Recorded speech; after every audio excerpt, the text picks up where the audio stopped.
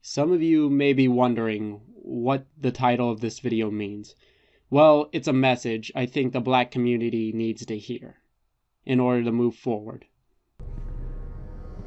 Let the past die. Kill it if you have to. That's the only way to become what you were meant to be. I believe a toxicity has started to infiltrate the Black community that can only lead to bad times for all.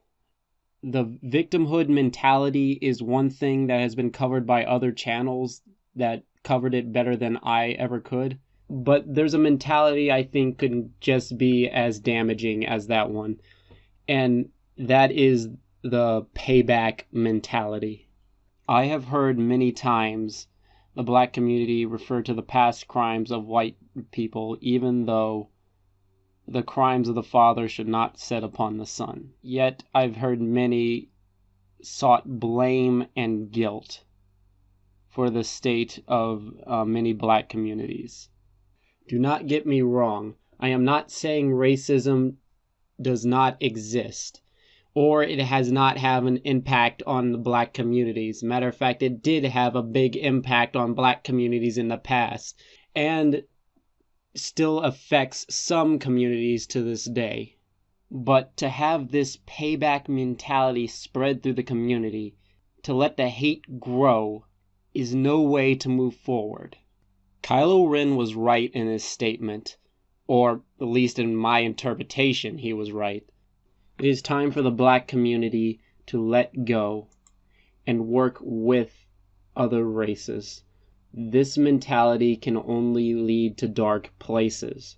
How dare you put us through 500 years of colonialism, 500 years of slavery, 500 years of oppression and killing our men, women, and children left and right, and you expect nothing to happen to you? It's just not going to go that way anymore. Some have even started petitioning for colored safe spaces, which is basically segregation. Hell, even in South Africa, many have developed this payback mentality, wanting to take land from white communities, which has led to race relations being stirred up in the area.